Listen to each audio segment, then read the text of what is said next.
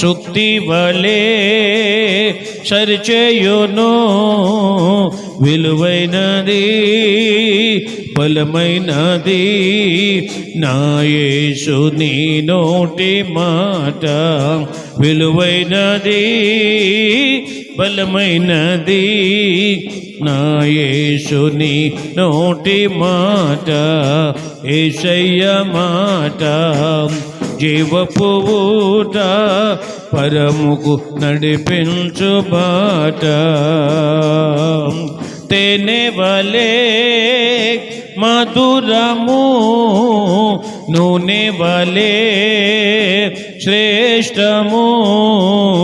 తేనె వలే మధురము, నూనె వలే శ్రేష్టము. విలువైనది బలమైనది నా యేసు నీ నోటి మాట.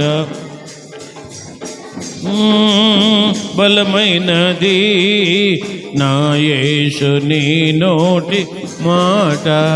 యేసయ్య మాట జీవపు ఊట, పరముకు నడిపించు బాట.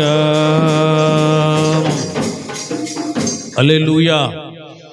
ఈ ఆదివారం పూట మన ధ్యానం కొరకు దేవుని పరిశుద్ధ గ్రంథంలో నుండి gospel according to the John chapter 5 verse 44, యోహాను సువార్త 5వ అధ్యాయము 44వ వచనాన్ని మనము చదువుకుందాం. అద్వితీయ దేవుని వలన వచ్చు మెప్పును కోరక యొకని వలన యొకడు మెప్పు పొందుచున్న మీరు ఎలాగు నమ్మగలరు? నేను తండ్రి యొద్ద మీ మీద నేరము మోపుదునని తలంచకుడి. ఆ తర్వాత 41వ వచనం కూడా చదువుదాం. నేను మనుషుల వలన మహిమ పొందువాడను కాను. దేవునికి స్తోత్రం. యోహాను భక్తుడు యేసు ప్రభువారి యొక్క మాటలను రాశాడు. యోహాను రాసినటువంటి ఈ మాటలు చాలా అమూల్యమైనవి. యేసు ప్రభువారి భూమి మీద బ్రతుకున్న దినాల్లో ఆయన చెబుతున్న ఒక మంచి మాట ఇది. ఒక మంచి మాట. ఏం చెబుతున్నాడు ఆయన అంటే, దేవుని యొద్ద నుండి వచ్చే మెప్పును ఈ రోజుల్లో మనుషులెవ్వరూ కోరట్లేదు. దేవుడు మెప్పు ఒకటి, మనుషుల మెప్పు ఒకటి. ఇప్పుడు మనుషులందరూ ఏం చేస్తున్నారంటే, మనుషులు మెచ్చుకుంటే చాలు, ఆ మనుషులను సంతోషపరిస్తే చాలు, వాళ్ళు మెచ్చుకుంటే చాలు. నన్ను దేవుని మెప్పును ఎవ్వడూ పట్టించుకోవట్లేదట. అదే ప్రభు చెప్పాడు. యేసు ప్రభు ఏం చెప్తున్నాడంటే, నేను తండ్రి యొక్క మహిమనే కోరతాను తప్ప మనుషుల వల్ల వచ్చే మెప్పు కానీ మనుషుల వల్ల వచ్చే మహిమ కానీ నాకు అక్కర్లా. ఎందుకంటే నేను పైనుండి వచ్చాను. మీరు నన్ను నమ్మట్లేదు. యేసు ప్రభు నా రోజుల్లో వారు ఎవరు నమ్మట్లేదు. నమ్మని వారికి ఆయన చెబుతున్నటువంటి మాట, మీరు ఇలాగ ఆలోచించినంత కాలం నన్ను నమ్మరు, నన్ను పంపిన తండ్రిని కూడా నమ్మరు. అది ఊరికే ఓ డైలాగ్ వేస్తాం, నా స్థితి దేవుడు తెలిసిలే, నా పరిస్థితి దేవుడు తెలిసిలే. నువ్వు అన్నా అనకపోయినా దేవుడికి మాత్రం ఖచ్చితంగా తెలుస్తుంది. కానీ తప్పించుకోవడానికి నువ్వు కొన్ని మాటలు ఉపయోగిస్తావు అంతే. మనుషులు మెప్పు పొందాలి నువ్వు అంతే. నువ్వు మాట్లాడితే నలుగురు నవ్వాలి, నువ్వు మాట్లాడితే నువ్వే గొప్ప అనుకోవాలి. ఇది చాలు నీకు. దేవుడు మెచ్చుకుంటున్నాడో లేదో నీకు అనవసరం. ఆ రోజుల్లో ప్రభు చేసే స్వస్థత కార్యాలు కానీ గొప్ప గొప్ప పనులు కానీ వాళ్ళందరూ కూడా కొంతమంది మెచ్చుకునేవాళ్ళు, కొంతమంది మాత్రం బాగా నొచ్చుకొని ఆయనంటే ఇష్టం లేని వారు రకరకాలుగా మాట్లాడుతూ ఉండేవారు. ఈ మాట చదివిన తర్వాత నాకు అనిపించింది, ఏం చేస్తే దేవుడు మెచ్చుకుంటాడు అని. దేవుని మెప్పు మనం ఎలా పొందాలి అని. దేవునికి స్తోత్రం. హల్లెలూయా, హల్లెలూయా. రేయ్, నువ్వు నాతో దొంగతనానికి రా, నువ్వు నాతో కలిసి తాగు, అని ఒక ఫ్రెండ్ బలవంతం చేశాడు అనుకోండి. బలవంతం చేస్తే నీకు దేవుడు గుర్తొస్తాడు ఖచ్చితంగా. ఎందుకంటే ప్రార్థనకు వస్తావు కాబట్టి, అప్పుడప్పుడు దేవుని మాటలు వింటావు కాబట్టి. ప్రతి మనిషికి మనస్సాక్షి అనేది లోపల ఉంటుంది. దీన్ని మనం మనస్సాక్షి అంటాం. దేవుని ఆత్మది ఏంటి చెప్పండి? దేవుని ఆత్మ.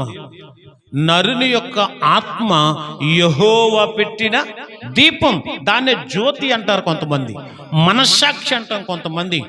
ఎంత తప్పుడోడికైనా సరే, ఎంత దుర్మార్గుడికైనా సరే, చేస్తున్నది తప్పు అనేది మనస్సాక్షి కాస్త గద్దిస్తుంది అంతే. కానీ నువ్వు నేను ఏం చేస్తామంటే, ఫ్రెండ్ బాధపడుతున్నాడు, ఆడితో పాటు వెళ్దాం, ఆడితో పాటు చేద్దాం, ఏముందిలే దేవుని కాసేపు పక్కన పెట్టేద్దామని నీ భక్తిని తాకట్టు పెట్టేసి, నీ పవిత్రతను తాకట్టు పెట్టేసి, నీ క్యారెక్టర్ను కూడా పక్కన పెట్టేసి, నువ్వు వింటున్న వాక్యాలు ఏమైపోయో తెలీదు, నీకున్న మంచి పేరు ఏమైపోయిందో తెలీదు. నువ్వు కావాలనుకున్నదల్లా నీ చుట్టూ ఉన్న వాళ్ళని కాస్త మెప్పించటానికే, వాళ్ళ మెప్పు పొందడానికే. కొంతమంది మన ఇంట్లో వాళ్ళ కోసమే చెడ్డగా చెప్పేవాళ్ళు ఉన్నారు. కొంతమంది అంటే అలా చెప్పేస్తే ఏదో కాస్త నవ్వించి ఏదో చేసేసి, అదే కావాలి నీకు, అదే కావాలి, ఆ మాటలే కావాలి, ఆ ఊసులే కావాలి, ఆ షోదే కావాలి. చాలా సీరియస్గా ఆలోచించాలి. నిన్ను నీ పక్కింటోళ్ళో నీ ఎదుటింటోళ్ళో వాళ్ళు వీళ్ళు పొగడటం కాదు, వాళ్ళు వీళ్ళు మెచ్చుకోవటం కాదు. నిన్నెవరు మెచ్చుకోవాలి చెప్పాలి? ఎవరు మెచ్చుకోవాలి? దేవుడు మెచ్చాలి. మరి దేవుడు మెచ్చాలంటే ఏం చేయాలి? బైబిల్ గ్రంథంలో చాలా అద్భుతమైన విషయాలు ఉన్నాయి. ఈరోజు నీ ప్రార్థన ఇదై ఉండాలి. ప్రభువా, నన్ను ఎవరు మెచ్చుకోవాలి? నువ్వే మెచ్చుకోవాలి నాయనా. మరి దేవుడు మెచ్చుకోవాలంటే ఏం చేయాలి? చూడండి, బైబిల్ తీయండి. మీరందరూ కూడా, బైబిల్ ఉన్న వారందరూ కూడా దయచేసి బైబిల్ తెరవాలి. రోమా పత్రిక 2వ అధ్యాయం. అందరూ కూడా ఎవరు నిర్లక్ష్యంగా ఉండొద్దు. లిచ్చి నువ్వు ఇక్కడ కూర్చోవాలి, నా ఎదురు కూర్చోవాలి, ఎక్కువసారి తిరగకూడదు నువ్వు. ఏమా వాక్యం ఆఖరి ఆశీర్వాద ప్రార్థన అయిపోయే వరకు నువ్వు ఇక్కడే ఉండాలి. అటు ఇటు కదలకూడదు నువ్వు. ఏమ్మా, నువ్వు అమ్మగారి బాటలు తీసుకోవద్దు. ఏమ్మా, అది ఎవరి బాటలు ఆలే తాగండి. అది ఎవరి పరిధిలో ఉండండి. దేవునికి స్తోత్రం. హల్లెలూయా. చదువుదామా? రోమా పత్రిక 2వ అధ్యాయం 29వ వచనం. అయితే అంతరంగమందు యూదుడైన వాడే యూదుడు, మరియు సున్నతి అనేది హృదయ సంబంధమైనదై ఆత్మయందు జరుగునదే గాని అక్షరము వలన కలుగునది కాదు. అట్టి వానికి మెప్పు మనుష్యుల వలన కలగదు, దేవుని వలనే కలుగుతుంది. దేవునికి స్తోత్రం. అంటే సున్నతి అంటే బాప్తిస్మము అని అర్థం. అప్పట్లో సున్నతి, ఇప్పుడేమో బాప్తిసం. బాప్తిసం అనేది పైన కేవలం కనిపించేది మాత్రమే కాదట, శరీరానికి సంబంధించింది మాత్రమే కాదట. ఒక వ్యక్తి ఎప్పుడు బాప్తిసం తీసుకుంటాడంటే వాడి యొక్క అంతరంగములో మార్పు అనేది వచ్చినప్పుడే. ముందు లోపల మార్పు రావాలి. లోపల మార్పు వచ్చినప్పుడే పైన ఈ యాక్షన్స్ అన్ని జరగాలి. అంతే తప్ప ముందు తీసేసుకో ఆ తర్వాత సంగతి అంటే కాదు. అందుకనే ఇక్కడ ఏమంటాడంటే అంతరంగమందు యూదుడైన వాడే యూదుడు. సున్నతి శరీరక సంబంధమైనది కాదు. దేనికి సంబంధించింది? హృదయానికి సంబంధించింది. నువ్వు బాప్తిసం తీసుకున్నావంటే, నువ్వు రక్షణ పొందావంటే ఎవరు తీసుకోమన్నారు నిన్ను? ఎవరైనా బైబిల్ ఉచితంగా ఇస్తానన్నారా? లేకపోతే ఎవరైనా వస్త్రాలు ఉచితంగా ఇస్తానన్నారా? ఏదైనా ఆశించి తీసుకున్నాము మనం కాదు. నీ అంతరంగంలో ఏమొచ్చింది? మార్పు వచ్చింది. నీ అంతరంగములో వచ్చిన మార్పుకు అయ్యా నేను కూడా బాప్తిసం తీసుకుంటాను. ఆ మార్పు రాకుండా గనక నువ్వు తీసుకుంటే అది మాత్రం నీకు ఇక దేవుడు మెప్పేమి రాదు. అంటే నలుగురిని మెప్పించటం కోసం. మీకు తెలీదు ఒక ఆవిడ చాలా చెడ్డ పాపాలన్నీ చేసేసి, చాలా చండాలమైన పాపాలు చేసేసి అది కప్పి పుచ్చుకోవటం కోసం బాప్టిజం తీసుకుంది ఒక ఆవిడ. నాకు తెలిసిన ఆవిడ అరే ఈమె మారిందా, ఈమె బాప్టిజం తీసుకుందా, ఈమె రక్షణ పొందిందా, ఈమె బలలో పాల్గొంటుందా, ఈమె దిద్దుబాటుకి వెళ్తుందా, ఈమె సంఘంలో ఇలాగుంటుందా అలాగుంటుందా అని అనుకుంటున్నాం, అందరం అలాగనుకుంటున్నాం. కానీ హృదయం గనక మారకపోతే పైన యాక్షన్స్ ఏమి మారవు. బలలోనూ పాల్గొంటుంది, దిద్దుబాటులోని పాల్గొంటుంది, అన్ని కార్యక్రమాల్లో పాల్గొంటుంది, తర్వాత తను చక్కబెట్టాల్సినవన్నీ చక్కబెడుతూనే ఉంది. దీన్ని ఏమంటారు చెప్పాలి మీరు? దీని వలన అంటే నువ్వు మనుషులు మెచ్చుకోవాలని, ఇంటిలో నీ మీద నిందపడిందని, నలుగురిలో నానుతున్నావని, అరే ఏం మారిపోయిందిరా పర్వాలేదురా అని మనుషులు అనుకుంటారని ఆ మెప్పును ఆశించి చేసావు తప్ప నీ హృదయం మాత్రం ఏమీ మారలేదు. అది ఆ హృదయం మారలేదు. దీనికి ఒక ఉదాహరణ అప్పుడప్పుడు మనం చెప్పుకుంటూ ఉంటాం. దీనికి ఒక మంచి ఉదాహరణ చెప్పుకుంటాం. ఏంటా ఉదాహరణ అంటే, ఒక తెల్ల దొరగారు పంది పిల్లను పెంచుకోవాలనుకున్నాడట. ఏం పెంచుకోవాలనుకున్నాడు? పంది పిల్లను పెంచుకోవాలనుకుంటే దాన్ని తీసుకున్నాడు, కడిగాడు, బురదలోంచి తీశాడు, దానికి చక్కటి బట్టలు కూడా కుట్టించాడట. దానికి ఒక కలజోడు పెట్టాడు, మంచి రంగురంగుల బట్టలు వేసాడు, కలజోడు పెట్టాడు, తర్వాత దానికి మెల్లో హారం వేశాడు. కొన్ని జంతువులకి అప్పుడప్పుడు కొంతమంది అలా తగిలిస్తారు, ఎంత బాగుంటుంది చూడండి. కోతికి కలజోడు పెడతారు, ఒక్కొక్కరు చొక్కా తగిలిస్తారు, చింగు చింగుని ఎగుతుంటే ఎంత ముద్దుగా ఉంటుందో. మొన్న ఎవడో గేదె కూడా పెద్ద కలజోడు పెట్టి నడిపిస్తున్నాడు. ఎంత బాగుందో చూడటానికి, ఎంత బాగుందో. ఈ పంది పిల్లను కూడా పెంచుకోవాలనుకున్న అతను అలా చేస్తే ఉదయాన్నే తనతో పాటు బయటకు తీసుకుని వెళ్ళాలి అనుకున్నప్పుడు బురద గుంట చూస్తే చాలు టక్కమని దూకేసింది అంతే. అంటే పైన తన రూపం మారింది తప్ప, పైన కొన్ని పద్ధతులు మారాయి తప్ప లోపల తన హృదయం మాత్రం మారలేదంతే. డాక్టర్ గారు చాలా బాధపడిపోయాడు, చాలా అంటే చాలా బాధపడిపోయాడు. అప్పుడు మరలా కడిగాడు, మరలా పడిపోయింది. కారణం ఏంటో తెలియక జుట్టు పీక్కుని నేనెంతో ఇష్టపడి దీన్ని ఇలా పెంచుతుంటే ఎందుకు ఇలా చేస్తుంది ఇది అని తనలో తాను మదన పడిపోయి తన మీద పెంచుకున్న ప్రేమతో బెంగ పట్టుకుని బక్క చిక్కుపోయాడట. డాక్టర్ అయిన తన స్నేహితుడి ఇంటికి వచ్చి, అమ్మా ఏంట్రా ఏమైంది అని అడిగితే విషయం చెప్పాడు. విషయం తెలుసుకున్న డాక్టర్ అన్నాడు, ఒరే అది పంది కదా, దాని బుద్ధి మారదురా, నువ్వు కడిగినా సరే ఏదైనా సరే నువ్వు కడిగావంతే, పైన ఒక కలజోడు పెట్టావంతే, పైన బట్టలు వేసావంతే, లోపల దాని బుద్ధి మాత్రం అలాగే ఉంటుందిరా. మరి ఏం చేయాలిరా, నాకు అదంటే ఇష్టం, నాకు అది కావాలి, దాన్ని నేను పెంచుకోవాలి, నాతో పాటు నా పక్కన కూర్చోవాలి, నేను తిన్నదే అది తినాలి, నాకు ఇష్టం అది, నాకు కావాలది అని కోరుకున్నప్పుడు వైద్యుడైన తన ఫ్రెండ్ ఒక ఆలోచన చేసి వెంటనే ఒక ఐడియా వచ్చింది అతనికి. ఒక గొర్రె పిల్ల తీసుకొచ్చాడు, ఆ గొర్రె పిల్లను ఆపరేషన్ చేశాడు, దాని గుండె తీసి పంది గుండెకి పెట్టేశాడంట. పంది గుండె తీసి ఇప్పుడు ఏ గుండె పెట్టాడు? మాట్లాడాలి మీరు, అమ్మ మాట్లాడాలి. ఏ గుండె పెట్టాడు? గొర్రె పిల్ల గుండె పెట్టేశాడు. ఇప్పుడు పైకి మాత్రం పంది, చెప్పాలి మీరు అందరూ, పైకి మాత్రం, లోపల గుండె మాత్రం గొర్రె. ఇప్పుడు అది గొర్రెలాగా ప్రవర్తిస్తుందా, పందిలాగా ప్రవర్తిస్తుందా? చెప్పాలి. ఎలా ప్రవర్తిస్తుంది? ఎందుకంటే ఏం మారింది? గట్టిగా చెప్పట్లేదు మీరు. ఏం మారింది? అది ఇంకా గట్టిగా చెప్పాలి. ఏం మారింది? గుండె మారింది, హృదయం మారింది.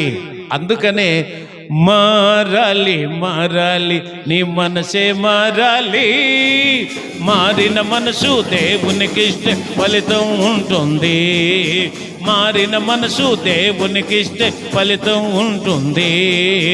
మారాలి నీ మనసే మారాలి, మారిన మనసు ఫలితం ఉంటుంది.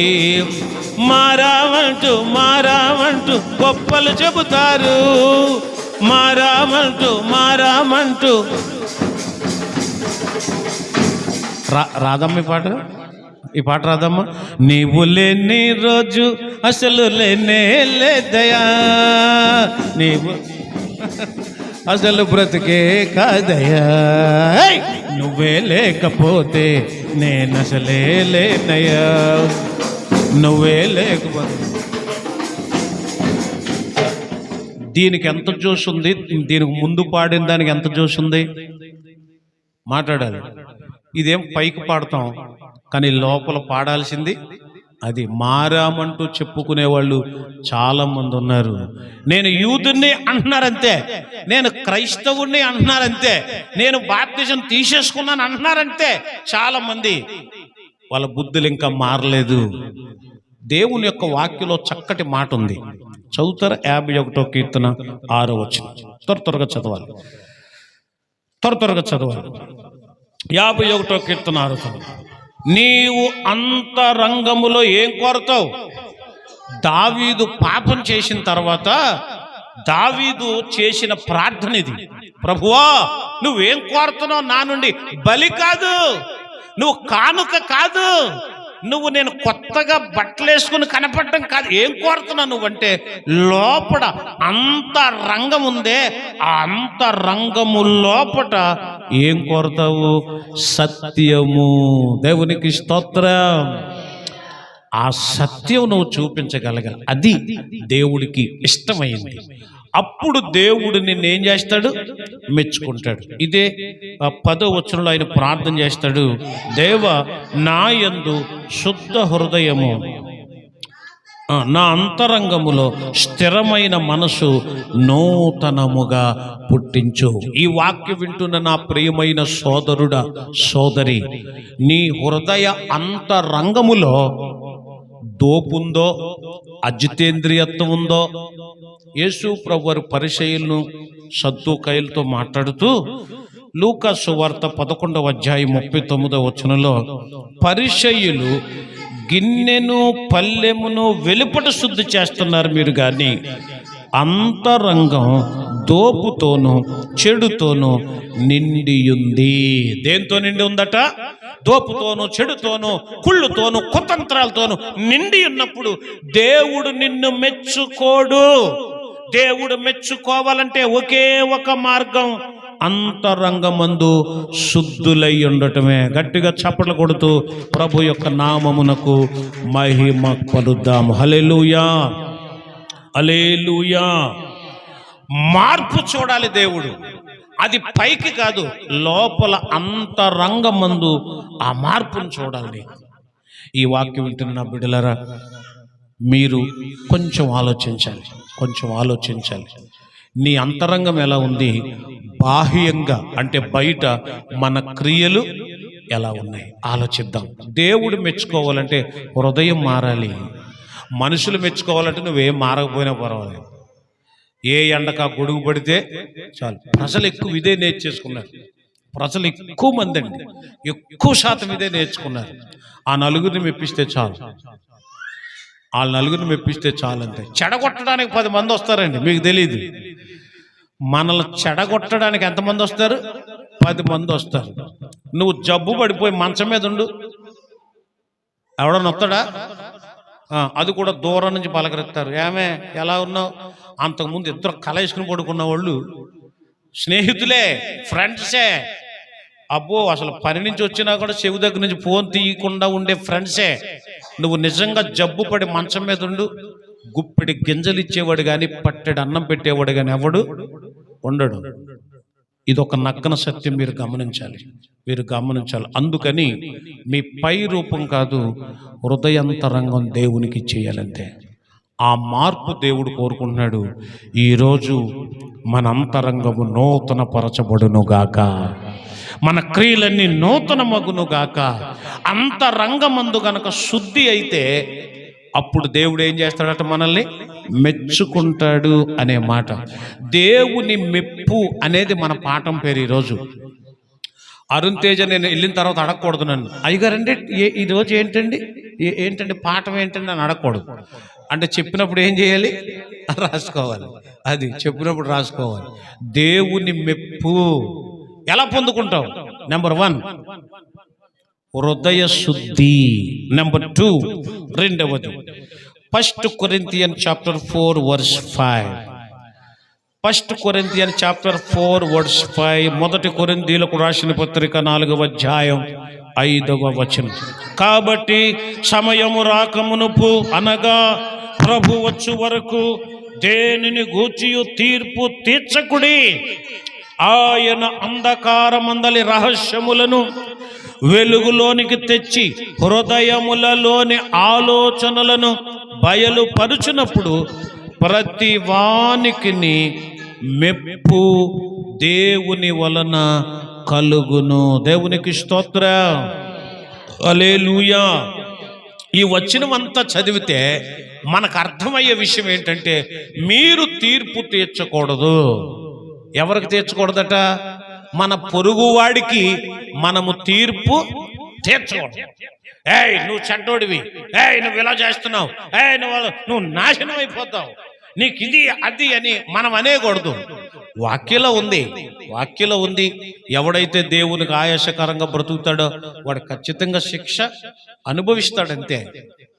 మంచి చెడు నువ్వు తీర్పు తీర్చేసి నువ్వు దీనికి వెళ్ళిపోతావు, నువ్వు దానికి వెళ్ళిపోతావు అని మనం ఎవరిని అనకూడదట. అలాగ అనకూడదట. దేవునికి స్తోత్రం.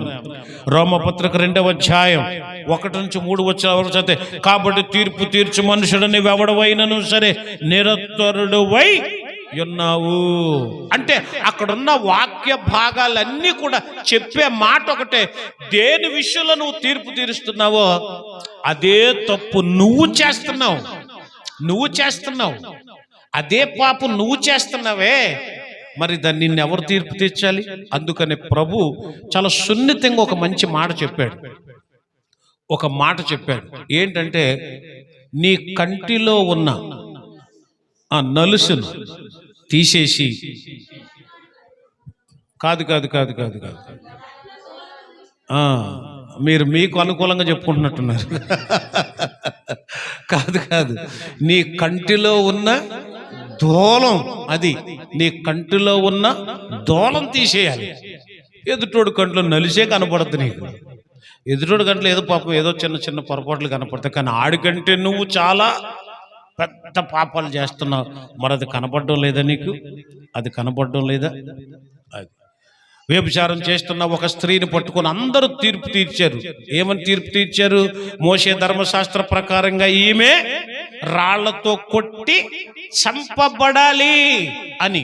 అప్పుడు ప్రభు అన్నాడు, నిజమేరా, మీరు కరెక్ట్గా చెప్పారు, బాగా గుర్తు చేశారు. మరి మీలో పాపం లేనోడు ఎవడో వాడు మొదటి రాయి ఆమె మీద వెయ్యండి అన్నాడు. దేవునికి స్తోత్రం. ఒక్కడన్నా వేసాడా? మాట్లాడాలి మీరు. ఒక్కడన్నా వేసాడా? ఎందుకు వేయలేదు? అక్కడ రాళ్ళు దొరకలేదేమో. రాళ్ళు దొరకలేదా? రాళ్ళు ఉన్నాయి అక్కడ, అందరూ పట్టుకుని వచ్చారు. కానీ వాళ్ళలో లోపం ఉంది, పాపం ఉంది. అందుకని ఎవ్వడు రాయ వేయటానికి సాహసించలేదు. దేవునికి స్తోత్రం. అందుకని మనం ఎవరైతే తీర్పు తీరుస్తారో వాళ్ళ కోసం మనం ప్రార్థన చేయటమే, అంతే. న్యాయవంతుడెవరు? దేవుడే. నువ్వెవడు తీర్పు తీర్చడానికి? మనమెవరు శిక్షలు విధించడానికి? ఈ సూత్రం మర్మం చాలా మందికి తెలియదండి, చాలా మందికి తెలియదు. పొంతు పిలాతు తన చేతులు కడుక్కున్నాడు ఒక తీర్పు వెలువడించినందుకు. నీతిమంతుడైన యేసులో ఏ పాపము అతడు కనుగొనలేకపోయాడు. ఎలా చూసినా కనుగొనలేకపోయాడు. ఏ విధంగా ప్రయత్నించి అతను ఏ తప్పు లేదు, కానీ తీర్పు తీర్చాలి అతను. ప్రజల యొక్క బలవంతాన, ప్రజల యొక్క కోరిక మేరకు అతడు యేసు ప్రభుకు శిలువ శిక్ష అని ప్రకటించాడు. కానీ ఆ తర్వాత తన చేతులు తాను కడుక్కొని ఈ పాపం నా మీద, నా పిల్లల మీద ఉండకుండుగాక అని అన్నాడు. అంటే పిలాతు కూడా అర్థమైంది, నీతిమంతుల జోలికెళితే మన మీద నేరం ఒకటి ఉంటది అని. మంచి వాళ్ళను చెడగొట్టాలనుకుంటే, పరిశుద్ధుల జోలికెళ్తే, నీతిమంతులను తాకితే ఆ వచ్చే శిక్ష ఎంత భయంకరంగా ఉంటుందో పొంతి పిలాతుకు తెలిసినట్టు ఇక్కడున్న మనలో చాలా మందికి తెలియదు. ఆవేశం, మనకి ఆవేశం. అందుకనే చాలాసార్లు మనం తొందరపడకూడదు, ఎదుటివన్నీ వేలెత్తి చూపించకూడదు అని అంటాం. చదువు ఉన్నవాడైనా చదువు లేనుడైనా ఈజీగా ఒక మాట చెప్తాం. ఒక ఏలు నీ ఎంక చూపిస్తే ఏమంటాం మనం? 4 ఏళ్ళు మనకే చూపిస్తూనే అంటారు. అప్పుడు నేను ఇలా పెట్టుకుని చూశాను ఎలా ఉంటాయి అని. ఇదిగో నువ్వు ఇలా చేస్తున్నావు, అలా చేస్తున్నావు అంటే మిగిలిన 4 ఏళ్ళు ఎవరు చూపిస్తాయట? ఇది తెలియాలి మనకి. అంటే గురువింద ఈ సమాజం అంటారు. పరనిందలు వేయటం దానికి అలవాటు, దాని గుణం అంతే. కాబట్టి ఇలాంటి స్థితిలో మనం వాక్య ప్రకారంగా ప్రభు వచ్చు వరకు దేనిని గూర్చి తీర్పు తీర్చకుడి. ప్రభు వచ్చు వరకు మనం తీర్పు తీర్చకూడదు. అప్పుడు నీకు ఒకవేళ ఎవడైనా అన్యాయం తీర్పు తీర్చినా, నిన్నెవడైనా ఇబ్బంది పెట్టినా, నువ్వు కార్చే ప్రతి కన్నీళ్ళు, నువ్వు ఏడ్చే ప్రతి ఏడుపు, ప్రతి బాధ, నీకు కలిగే నొప్పి దేవుడు దాస్తాడు, దేవుడు చూస్తాడు. అప్పుడు నీకేం కలుగుతుందంటే, ఇదిగో ఆలోచనలను పరిచిన ప్రతి వానికి తగిన మెప్పు ఎవరి వల్ల కలుగుద్ది? హల్లెలూయా చెప్పండి, హల్లెలూయా. కాబట్టి మనకు దేవుని మెప్పు కావాలా, మనుషుల మెప్పు కావాలా? మాట్లాడాలి మీరు. దేవుని యొక్క మెప్పు కావాలి. అది నెంబర్ 3. మూడోది ఒక మాట చెప్పేసి నేను ముగిస్తాను. దేవుడు నిన్ను మెచ్చుకోవాలి అంటే, దేవుని మెప్పు గనక నీకు కావాలి అంటే, ఒకటేమో అంతరంగమందు శుద్ధి. అంతరంగమందు శుద్ధి, లోపల శుద్ధపరచబడాలి. నెంబర్ 2, ప్రభు వచ్చు వరకు ఎవరిని గూర్చి నువ్వు తీర్పు తీర్చకూడదు. నువ్వు నరకాన పోతావు, నువ్వు అలాగైపోతావు, ఎలాగైపోతావు అంటే అసలు ఆడికంటే ముందు ప్రభు మనల్ని పడేస్తాడేమో నరకంలో. అదేంటిరా నేను వెళ్తానన్నావు కదరా అంటే తారుమారు అవుతాయి, అంతే తారుమారు అవుతాయి. ఎలాగో తెలుసా బైబిల్ గ్రంథంలో ఒక వ్యభిచారం ఉంటుంది. ఆమె పేరేంటమ్మా? అంటే చాలామంది ఉన్నారు. యెహోషువ గ్రంథంలో ఉంటుంది ఆవిడ, రాహాబ్ అనే వేశ్య మరి అందరికంటే పరలోకం ముందే వెళ్ళిపోయిందట. ఆ ముందే వెళ్ళిపోయింది, వ్యభిచారే. కానీ దేవుని యందలి భయం ఆ తల్లికి హృదయాన్ని ఏం చేసుకుంది? ఆ తల్లి శుద్ధి చేసుకుంది, అంతే. వెళ్ళిపోయింది. ఎవరికి తీర్పు తీర్చలేదు ఆవిడ, ఎవరికి తీర్పు తీర్చలే. అందుకని దేవుడు నమ్మింది కాబట్టి వెళ్ళిపోయింది, అంతే. అలాగనమాట. మూడోది ఒకే ఒక మాట చెప్పి నేను ముగిస్తాను అమ్మా. చూడండి, gospel according to the Luke chapter 6 verse 32. లూకాసు వార్త 6వ అధ్యాయము 32వ వచనం. మిమ్మును ప్రేమించు వారినే అనే మాట, అది మిమ్మల్ని ప్రేమించు వారిని కాదు, అది విషయం. మిమ్మును ప్రేమించు వారినే మీరు ప్రేమించిన ఎడల మీకేమి మెప్పు కలుగును? పాపులను తమ్మును ప్రేమించు వారిని ప్రేమింతురు కదా. దేవునికి స్తోత్రం, హల్లెలూయా. అంటే మిమ్మల్ని ఎవడైతే ప్రేమిస్తాడో వాళ్ళనే ప్రేమించటం వలన మీకేమి మెప్పు కలుగుద్ది? లోకంలో ఉన్న పాపులు కూడా అలాగే చేస్తారు కదా, లోకంలో ఉన్న చెడ్డోళ్ళు కూడా అలాగే చేస్తారు కదా. వాళ్ళని ఎవరైతే ప్రేమిస్తారో వాళ్ళనే ప్రేమిస్తారు.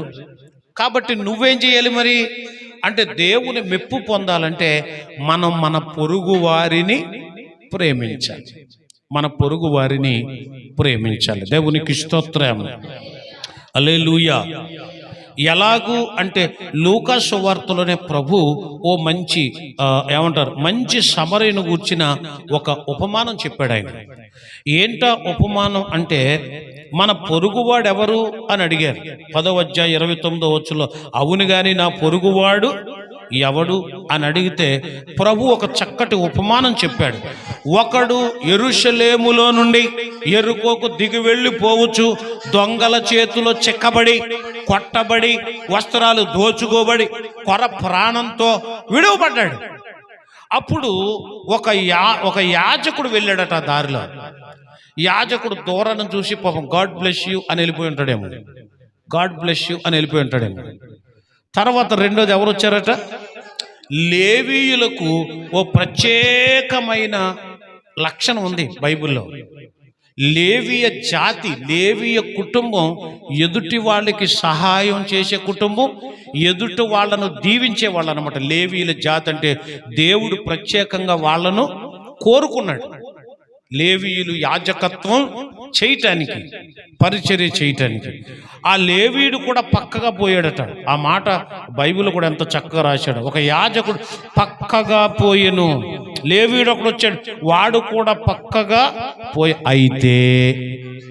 అయితే ఒక సమరయుడు అతనిపై జాలిపడి అతడి గాయాలు కడిగి నూనె రాసి ఒక పూట కూన వాళ్ళ ఇంటి దగ్గర పెట్టి అతడితో చెప్పాడట, ఇతనికి సంబంధించి ఒకవేళ డబ్బులు ఏమైనా రావాల్సి వస్తే నేను మరలా ఇతనికి సహాయం చేస్తాను నేను వచ్చినప్పుడు, కాబట్టి ఇతను జాగ్రత్తగా చూడు అంటే ఆడికి అనుమానం వచ్చింది.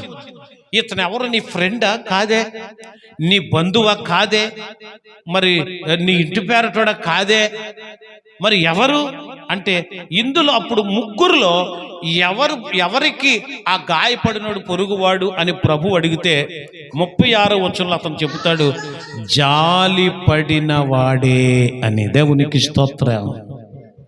అంటే దీని అంతా అర్థం ఏంటంటే, నీకు మేలు చేసినోడికే నువ్వు మేలు చేయటం వల్ల ఉపయోగమేమి, మెప్పేమి ఉండదు. అది ఇప్పుడు అరుణ్ తేజ చెర్రీని తీసుకెళ్ళి నూడిల్స్ ఇప్పించాడు అనుకోండి, ఫర్ ఎగ్జాంపుల్ అనుకుందాం.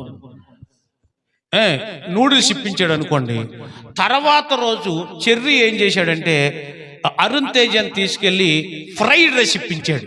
వాళ్ళిద్దరూ ఏమనుకుంటాం, మన ఇద్దరు వాళ్ళని మంచి ఫ్రెండ్స్. ఎందుకంటే ఈడేమో నూడిల్స్ ఇప్పించాడు, ఆడేమో మాట్లాడాలి. మీరు మధ్యలో చిట్టమ్మ పాపం అటు వెళ్తూ 2 రోజుల నుంచి అన్నం తినలేదు. పాపం కొడుకులు కానీ కూతుర్లు కానీ కోడలు కానీ ఎవరు ఏం పెట్టలేదు. అమ్మగారి ఇల్లు కూడా దూరం అయింది కాబట్టి అమ్మగారు కూడా ఏం పెట్టలేదు. అరే అరుణ్ తేజ, అరే చెర్రీగా నాకు కొంచెం 2 బజ్జీలని ఇప్పించండి అంది. మేము తింటుంటే మధ్యలో ఏదో ముసలు సదా అన్నారు అనుకోండి. వీళ్ళిద్దరు చెప్పాలి, మీరు చెప్పాలి. ఇప్పుడు ఎవరి వల్ల మెప్పు అంటే చెర్రీకేమో అరుణ్ తేజ మెప్పు కావాలి, అరుణ్ తేజకేమో. కాబట్టి వాళ్ళిద్దరూ ఒకరికొకరు ఏం చేస్తున్నారు చెప్పాలి, మెప్పు పొందటం కోసం ఒకరికొకరు హెల్ప్ చేసుకుంటున్నారు వాళ్ళు. కానీ మధ్యలో మరి చిట్టమ్మల్ని అప్పలమ్మల్ని అందరూ ఎవరు పట్టించుకుంటారు? అడుక్కునే వాళ్ళని, భిక్షమెత్తుకునే వాళ్ళని, దీనులను, దీనాత్మని ఎవరు పట్టించుకుంటారు? మాట్లాడాలి, మీరు మాట్లాడాలి. ఇది ఒరిజినల్గా ఈ పాఠం యొక్క మీనింగ్ అన్నమాట. దేవునికి స్తోత్రం. మొన్నే ఒక వాట్సాప్ చూసారా మీరు? మీ గ్రూపులోకి వచ్చిందో లేదో తెలీదు. ప్రతిదీ పెట్టకూడదులని నేను పెట్టలేదు, కానీ అమెరికాలో ఉన్నాడట ఒక అతను. అమెరికాలో జాబ్ చేసుకుంటాడు. మీకు ఎవరికైనా తగిలిందో లేదో తెలియదు, నేను ప్రార్థన చేస్తాను. అమెరికాలో జాబ్ చేసుకుంటున్నాడట. ముసలి తల్లిదండ్రులు ఇద్దరు ఇంట్లో జీవిస్తున్నారు. తండ్రి చచ్చిపోయాడు. ఆ ముసలావిడ కనీసం ఫోన్ చేసి లేకపోతే ఏదన్నా చేయటానికి కూడా అవకాశం లేని బాగా వృద్ధులైపోయారు. అతను చచ్చిపోయి 30 రోజులు అయిందట. తల్లి చనిపోయి 20 రోజులు అయిందట. 50 రోజుల తర్వాత కొడుకు అమెరికా నుంచి వచ్చాడు. ఆ శవాలు తీస్తుండే ఎంత దారుణంగా ఉన్నాయంటే నేను పెడదాం అనుకున్నాను మీకు. కాకపోతే ఆదివారం మీరు గేమ్సాలు తెచ్చుకుని ఇది చూశారంటే ఇక మళ్ళీ మీరు భోజనం ఏమి చేయలేరు. అంత దారుణంగా ఉంది. ఎంత మంచి మ్యాటర్ రాశారంటే, ఈరోజు ప్రేమలు ఆప్యత ఇలా ఉన్నాయండి. తండ్రి చచ్చిపోయాడని తెలిసిన తర్వాత కొడుకు ఉద్యోగానికి సెలవు పెట్టి రావాలంటే ఆడు ఉంచు ఏమవుతలే కానీ వస్తాను వాళ్ళ అమ్మతో చెప్పడం. ఈ లోపల వాళ్ళ అమ్మ కూడా చనిపోవటం. తర్వాత వచ్చాడు. అంతంత దూరం వెళ్ళి పని చేయటం అవసరమా అని ఒక ఆయన అనాలిసిస్ చేస్తూ రాశాడు. అంటే దూరం వెళ్ళకపోతే డబ్బులు ఎలా వస్తాయి? మరి దేవునికి స్తోత్రం చెప్పండి. హల్లెలూయా. అలాగని దూరం వెళ్తే ధనం వస్తుంది, కానీ ప్రేమలు మాత్రం ఏమైపోతున్నాయి? చల్లారిపోతున్నాయి. కాబట్టి పొరుగు వారిని ప్రేమిస్తే ఎవరి మెప్పు వస్తుంది? మనకి చెప్పాలి, ఎవరి మెప్పు వస్తుంది? కాబట్టి మీరు అప్పుడప్పుడు మాకు కూడా ఇప్పిస్తూ ఉండాలి. దేవునికి స్తోత్రం. అది మీరే ఇప్పించుకోవడం కాదు. స్నేహితులు కూరలు పంపించుకుంటారు, అవునా? ఈ అలవాటు ఉందా మీకు? ఫ్రెండ్స్ కూరలు పంపించుకుంటారు, అవునా? ఏదైనా స్పెషల్ వండుకుంటే పాయసాలు కూడా పంపించుకుంటారు, అవునా? అడుక్కుని ఉడితే అంటారా? అలాగా. కొన్ని ముసలోళ్ళు వస్త్రహీనులు అయితే ఏమైనా సహాయం చేసే విధానం ఏమైనా ఉందా? దేవుడు మెచ్చుకునేదే చేయాలి, మనుషుల మెప్పు కాదు. కాబట్టి ఈరోజు మీరు మనుషుల మెప్పు పొందుతారా? దేవుడి మెప్పు కావాలా? ఎవరి మెప్పు కావాలి? గట్టిగా చెప్పాలి. నాకు దేవుడి మెప్పే కావాలి అనుకున్న వాళ్ళు లేచి నిలబడండి. ఇప్పుడే నేను ప్రార్థన చేస్తాను, ఇక వెంటనే మీరు అందరికి దేవుడు మెచ్చుకునేలాగే బిహేవ్ చేయాలి. అది దేవుడే మెచ్చుకోవాలని అనుకున్న వాళ్ళు లేచి నిలబడదాం. ఒకసారి లేచి నిలబడదాం. చివరిగా నేను ప్రార్థన చేస్తాను, ఒక్కసారి గట్టిగా మీరు విరుచుకున్నా పర్లేదు, కానీ ప్రభువా నేను నీ మెప్పే పొందాలి అని అనుకోవాలి. మీరు అలాగే బిహేవ్ చేయలేక నుండి కూడా దేవునికి స్తోత్రం. తల్లిదండ్రుల ప్రేమ నీడవలే గతించును, అన్నదమ్ముల ప్రేమ నందిపోవును. తల్లిదండ్రుల ప్రేమ నీడవలే గతించును, అన్నదమ్ముల ప్రేమ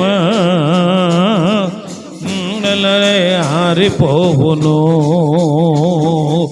ఎన్నాడెన్నడు మారనిది నా యేసుని దివ్య ప్రేమ,